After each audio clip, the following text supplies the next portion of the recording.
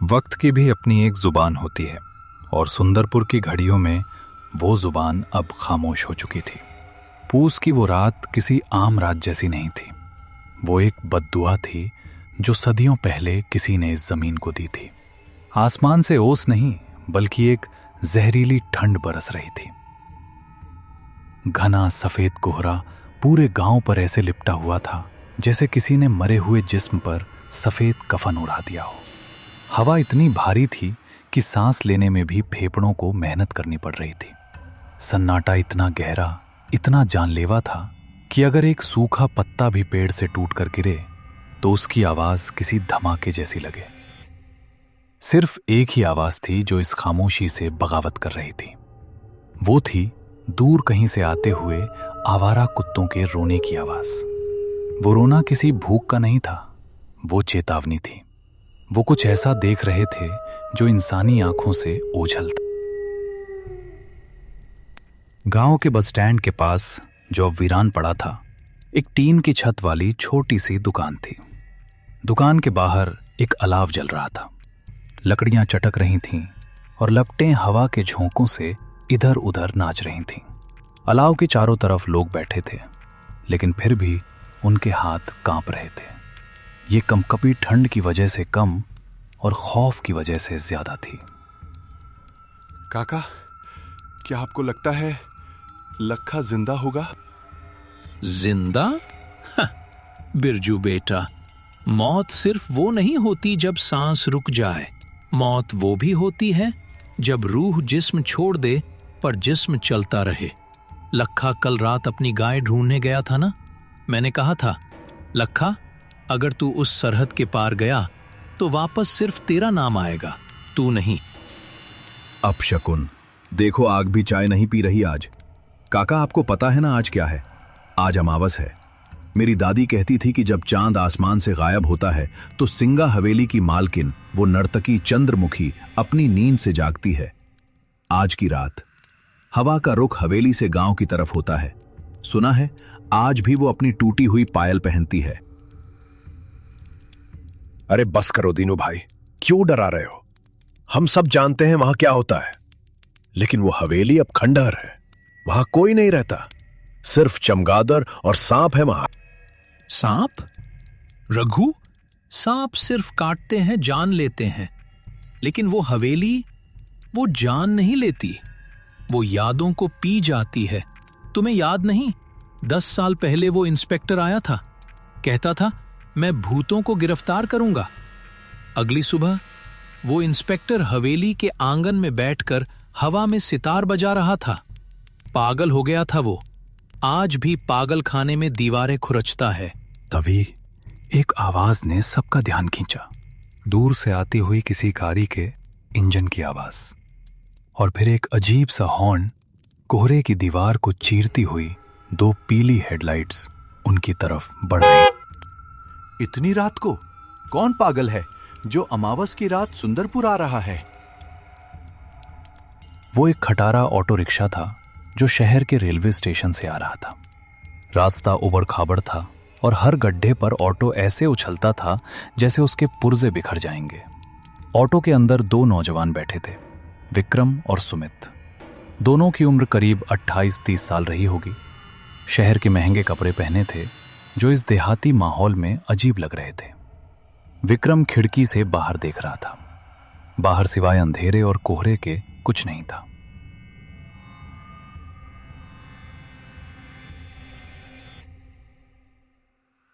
यार सुमित, मुझे अभी भी लग रहा है कि ये एक बहुत बड़ी गलती है। 6 साल, पूरे 6 साल हो गए हमें यहां से गए हुए। तेरा वो बैक टू रूट्स वाला भाषण सुनने में अच्छा था, लेकिन हकीकत देख रहा है, यहां सड़क तक नहीं है, नेटवर्क भी गायब है। अगर हमें कुछ हो गया तो एम्बुलेंस भी सुबह तक नहीं पहुंचेगी। अरे विक्की भाई, तू हमेशा नेगेटिव ही सोचता है। देख, शहर के शोर से कितना सुकून है यहाँ। और फिर पापा की आखिरी इच्छा थी कि हवेली, मतलब हमारा वो पुराना पुश्तैनी घर, एक बार रिपेयर हो जाए। हम उसे बेचने ही तो आए हैं, बस 1-2 दिन की बात है। और वैसे भी मुझे बचपन में ये गांव बहुत पसंद था। याद है हम वो पीछे वाले बगीचे में क्रिकेट खेलते थे। हाँ याद है, और मुझे ये भी याद है कि शाम के 6 बजते ही दादी हमें घर के अंदर खींच लेती थी, कहती थी हवा बदल गई है। तभी ऑटो वाले ने अचानक ब्रेक मारा। ऑटो एक झटके के साथ रुका। विक्रम का सिर रॉड से टकराते टकराते बचा। अरे भाई देख के चलाओ, क्या हुआ, गाड़ी क्यों रोक दी? साहब माफ करना, लेकिन मेरा ऑटो इससे आगे नहीं जाएगा। विक्रम ने सुमित की तरफ देखा। सुमित के चेहरे पर भी थोड़ी घबराहट आ गई थी। ऑटो वाले ने उनका सामान, 2 बैग जल्दी जल्दी सड़क पर उतारा। वो सामने देखिए, कोहरे के बीच वो सिंगा हवेली है। आज की रात उस रास्ते से गुजरना मतलब अपनी मौत को दावत देना है। पैसे आप आधे दे देना, पर मैं आगे नहीं जाऊंगा। क्या? अभी तो गांव का मोड़ आया है। हमारा घर तो वो पीपल के पेड़ के उस पार है। यहाँ बीच जंगल में कैसे उतरेंगे हम? एक सलाह मानिए साहब, अगर रास्ते में कोई आवाज आए, कोई आपको नाम से पुकारे या कोई सुरीला गाना सुनाई दे तो रुकना मत, बस चलते रहना, पीछे मुड़कर मत देखना। इससे पहले कि विक्रम कुछ और पूछता, ऑटो वाले ने किक मारी। ऑटो घर घर आया और फिर इतनी तेजी से यूटर्न लेकर भागा जैसे उसके पीछे कोई शैतान पड़ा हो। धूल और धुएं के गुबार में विक्रम और सुमित अकेले रह गए।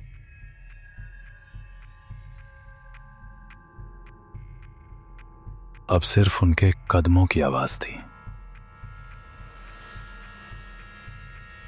दोनों दोस्त अपने अपने बैग टांगे आगे बढ़ रहे थे। कोहरा इतना घना था कि हवा में एक अजीब सी गंध थी, जैसे पुराने बंद कमरे की बासी हवा और रात की रानी के फूलों की बहुत तेज नशीली महक। वो ऑटो वाला कुछ ज्यादा ही ड्रामा कर रहा था ना? वैसे तुझे वो बचपन की कहानी याद है जो काका सुनाते थे कि उस हवेली में एक तवायफ रहती थी, चंद्रमुखी, जो अपने प्रेमी के इंतजार में गाते गाते मर गई।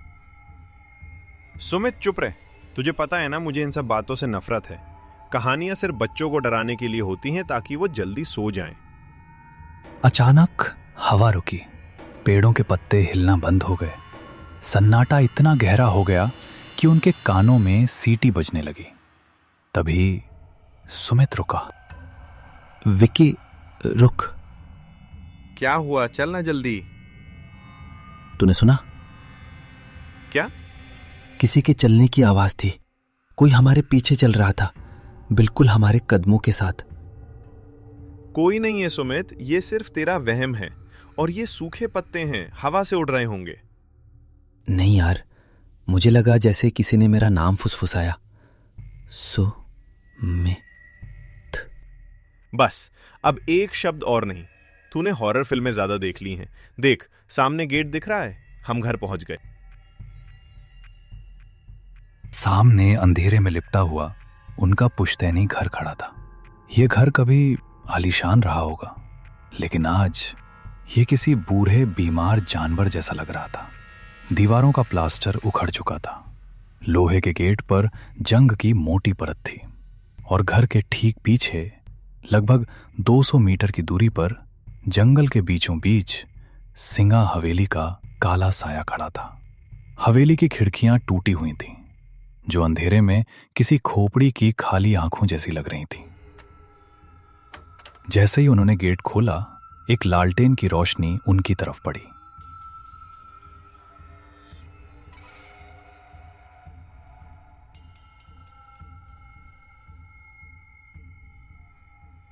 सामने उनका पुश्तैनी घर अंधेरे में किसी सोए हुए दैत्य की तरह खड़ा था।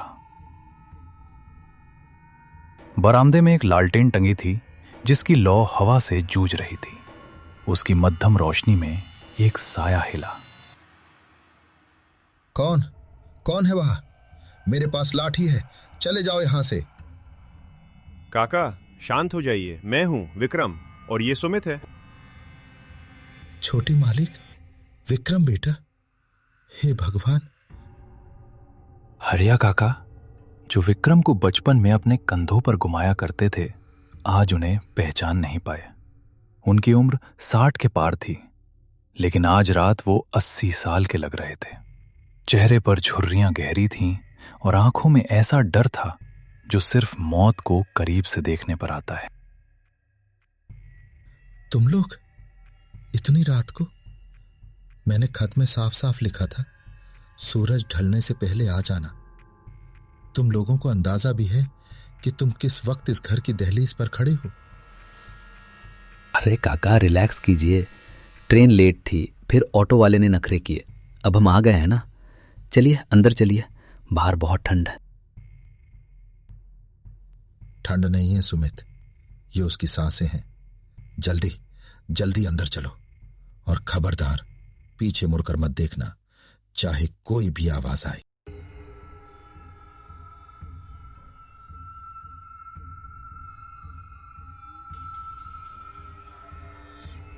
काका ने उन्हें लगभग खींचते हुए घर के अंदर किया और दरवाजे पर एक नहीं 3-3 सिटकनी लगा दी।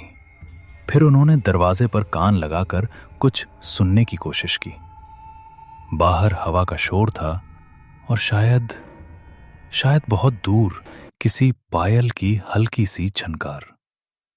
काका ने राहत की सांस ली। घर के अंदर की हवा बाहर से भी ज्यादा भारी थी। हॉल में अंधेरा था। फर्नीचर पर सफेद चादरें ढकी थीं, जो धूल की वजह से भूरी हो चुकी थी। कोनों में मकड़ी के जाले ऐसे लटक रहे थे जैसे किसी ने पुराने धागे छोड़ दिए हों।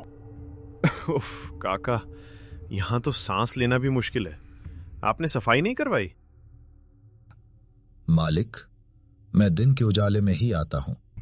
इस घर में रात गुजारने की हिम्मत अब मुझ में नहीं रही। क्यों काका? ये घर तो हमें बचपन में बहुत पसंद था। याद है विक्की, हम छुपम छुपाई खेलते थे।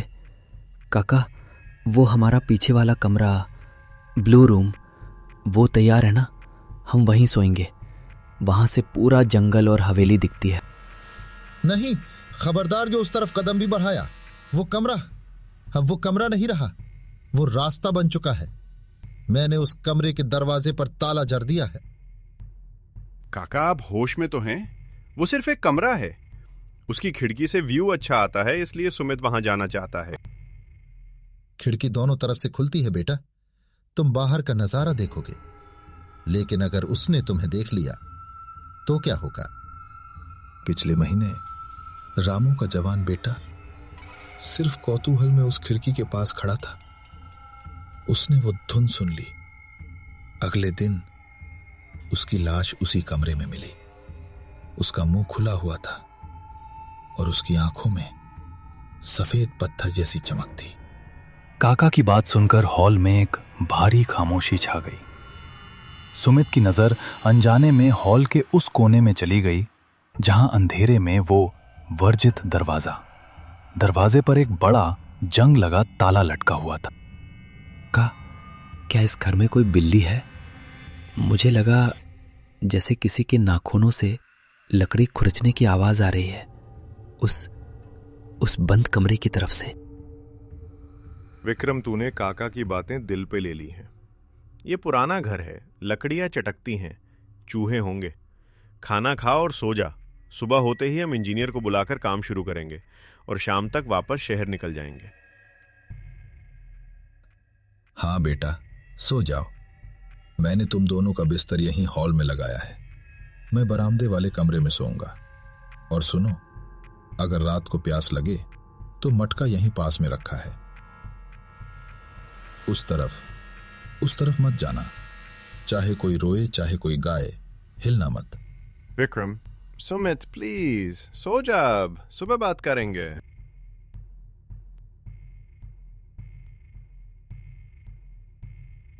रात गहरी हो चुकी थी। विक्रम अपनी थकान की वजह से तुरंत सो गया। उसकी खर्राटों की हल्की आवाज हॉल में गूंज रही थी। लेकिन सुमित अपनी रजाई में लेटा छत को घूर रहा था। उसकी आंखों में नींद का नामो निशान नहीं था। उसे एक अजीब सी बेचैनी हो रही थी, जैसे उसके शरीर के अंदर चींटियां रेंग रही हों। वो बार बार करवट बदल रहा था।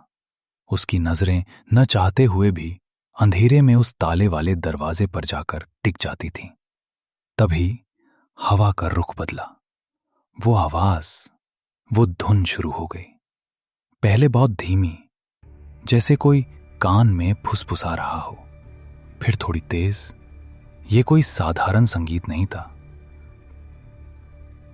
सुमित, इतने साल कहाँ थे तुम? मेरी धुन अधूरी है, आओ इसे पूरा कर दो। नहीं, ये वहम है। विक्रम, विक्रम उठो। सुमित ने हाथ हिलाने की कोशिश की, लेकिन उसका हाथ जंग गया था। उसे लगा जैसे उसका शरीर अब उसका नहीं रहा। उसकी उंगलियां अपने आप रजाई हटाने लगीं। उसके पैर उसकी मर्जी के खिलाफ जमीन पर उतर गए। सुमित बिस्तर से खड़ा हो गया। उसकी चाल अब इंसानों वाली नहीं थी। वो किसी कटी हुई पतंग की तरह हवा के बहाव में बहता हुआ उस बंद दरवाजे की तरफ बढ़ने लगा। उसकी आंखों की पुतलियां गायब हो चुकी थीं। सिर्फ सफेदी बची थी। उसके चेहरे पर एक अजीब सी शांति भरी मुस्कान थी। वो दरवाजे के पास पहुंचा। उसने अपना हाथ उस जंग लगे ताले पर रखा। ताला, जो लोहे का था, सुमित के छूते ही बर्फ जैसा ठंडा हो गया। बिना चाबी के सिर्फ छूने भर से ताला खुल गया। जंजीरें जमीन पर गिर गईं। आवाज से विक्रम की नींद में खलल पड़ा। उसने करवट बदली। सुमित, रात के करीब 2 बज रहे थे। हॉल में अचानक तापमान गिर गया था। इतनी ठंड थी कि सांस भी धुएं की तरह बाहर निकल रही थी। इतनी ठंड क्यों है? काका, खिड़की खुली रह गई क्या? विक्रम, जो थका हुआ था और गहरी नींद में था, एक अजीब सी सिहरन से जाग गया। उसे लगा जैसे किसी ने उसके चेहरे पर बर्फ का ठंडा हाथ रख दिया हो। विक्रम ने अपनी रजाई कसने की कोशिश की। उसकी आंख खुली। बगल का बिस्तर खाली था। सुमित वहां नहीं था। सुमित, पानी पी रहे क्या? विक्रम उठ बैठा। हॉल में गहरा अंधेरा था। सिर्फ वो छोटी सी मोमबत्ती अपने आखिरी सांसें गिन रही थी। उस मध्यम रोशनी में विक्रम ने जो देखा, उससे उसका गला सूख गया। वो वर्जित दरवाजा, जिस पर काका ने ताला जड़ा था, वो चौपट खुला था। ताला और लोहे की जंजीरें जमीन पर ऐसे पड़ी थीं जैसे सांप ने अपनी केचुली छोड़ दी हो। उस खुले दरवाजे के उस पार घना काला अंधेरा था और हवा की डरावनी साएं साएं आ रही थी। सुमित, मजाक मत कर यार, बाहर आ जा। लेकिन जवाब में सिर्फ हवा की सीटी सुनाई दी। रोशनी की एक पतली लकीर उस खुले कमरे के अंदर गई। कमरा खाली था। विक्रम दौड़कर खिड़की के पास गया। उसने बाहर झांका। बाहर कोहरे की एक मोटी चादर थी, लेकिन उस सफेदी के बीच उसे एक धुंधली सी परछाई दिखाई दी। कोई था जो घर से दूर जंगल के रास्ते उस पुरानी सिंगा हवेली की तरफ बढ़ रहा था। सुमित! विक्रम चिल्लाया। उसने एक पल भी नहीं सोचा। वो खिड़की से ही कूद गया। नीचे झाड़ियां थीं।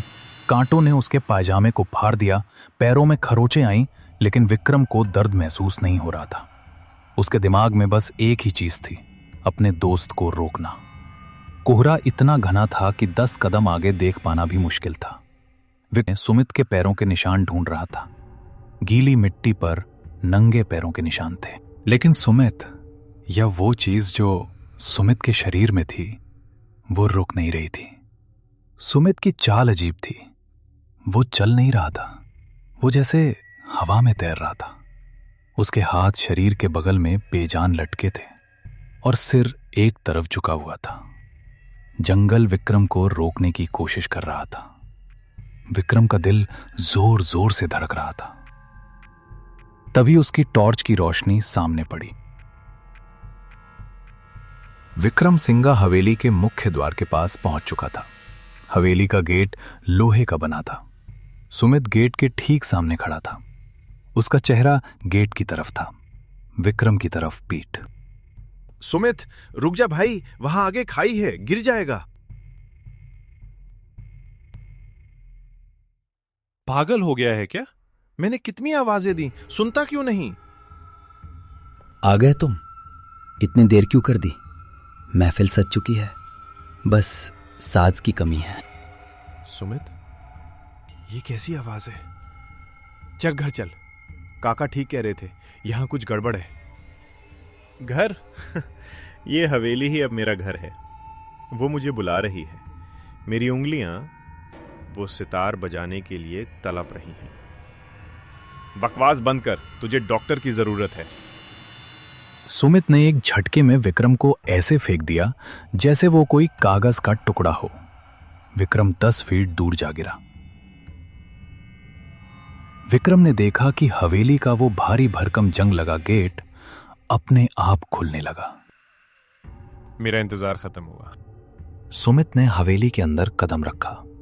अंधेरे ने उसे निगल लिया।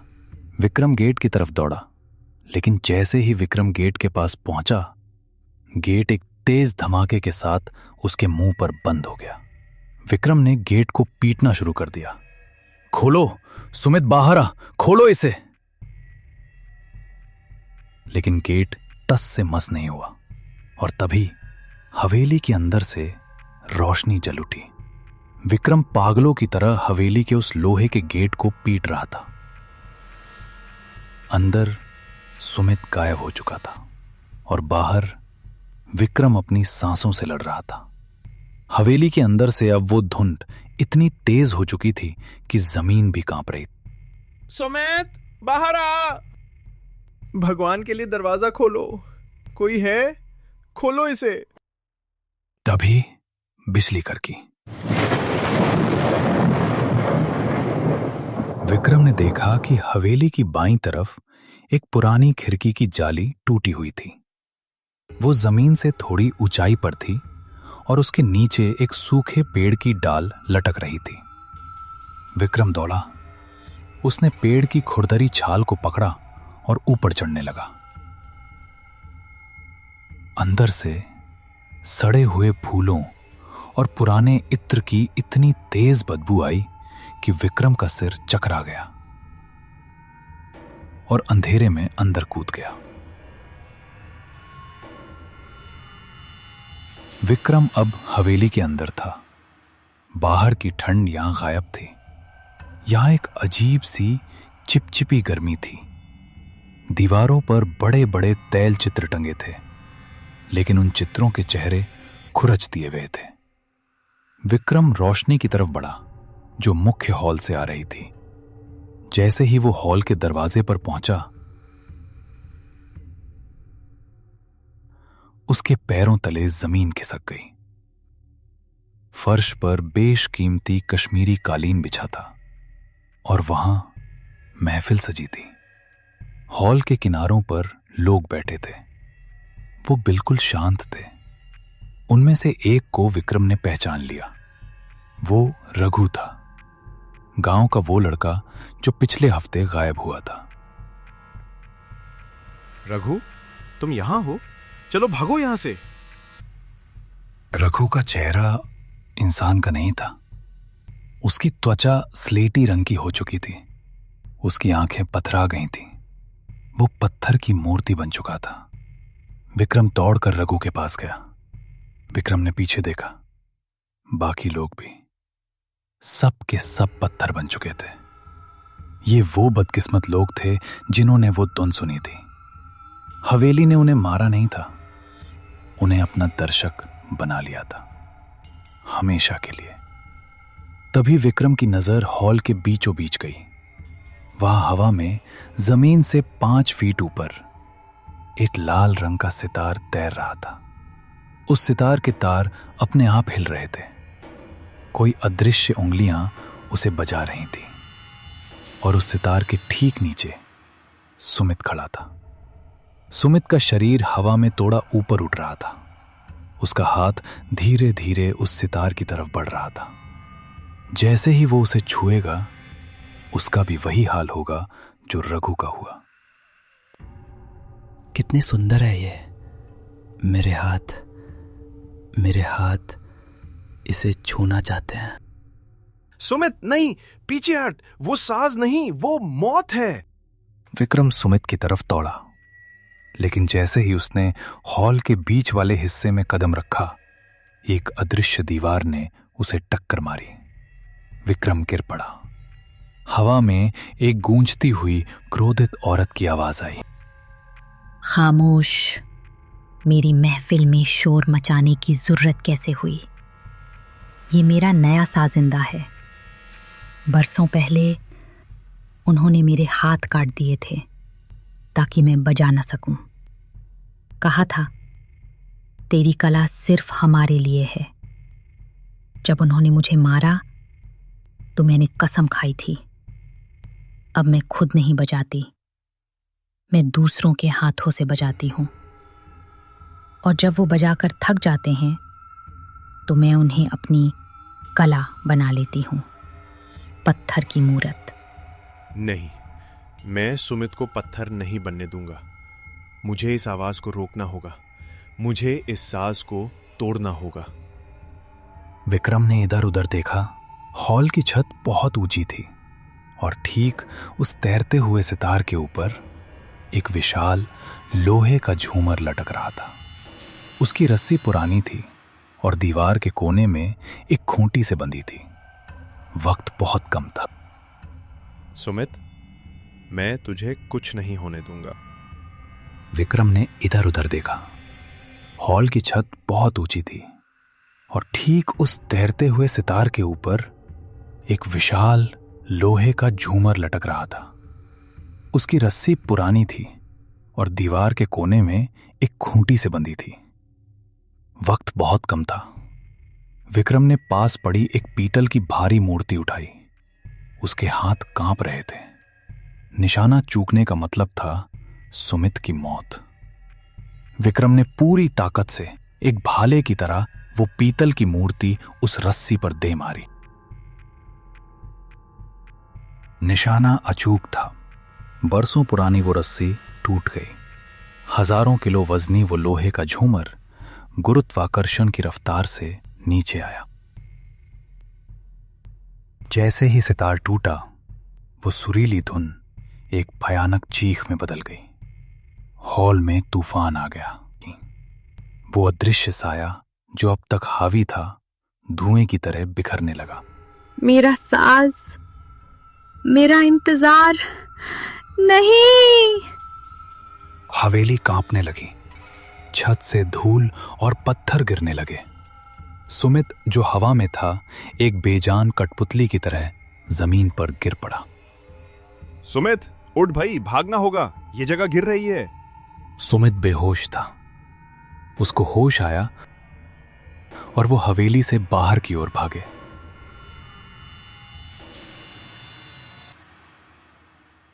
जैसे ही वो बाहर आए, धूल का एक विशाल गुबार उठा और फिर सब कुछ शांत हो गया। विक्रम और सुमित वहां से भागते हुए जंगल से घर की तरफ भागे।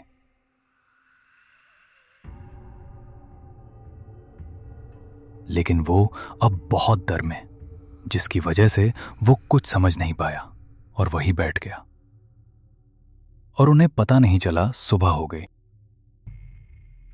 विक्की, हम कहाँ हैं? मेरे सिर में दर्द हो रहा है और वो गाना बंद क्यों हो गया? गाना खत्म हो गया भाई, साज टूट गया, महफिल उठ गई।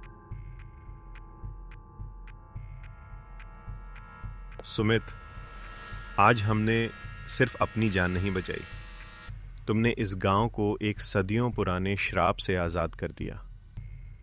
शायद उन्हें भी मुक्ति मिल गई। गांव में आज भी वो कहानी सुनाई जाती है। कहते हैं अमावस की रात को अब वहां से रोने की आवाज नहीं आती, लेकिन अगर आप उस मलबे के पास जाकर दिल लगाकर सुने तो हवाओं में एक हल्की सी धन्यवाद की फुसफुसाहट सुनाई देती है। क्योंकि हर अधूरी धुन का मकसद डराना नहीं होता, कुछ धुनें सिर्फ पूरा होना चाहती हैं।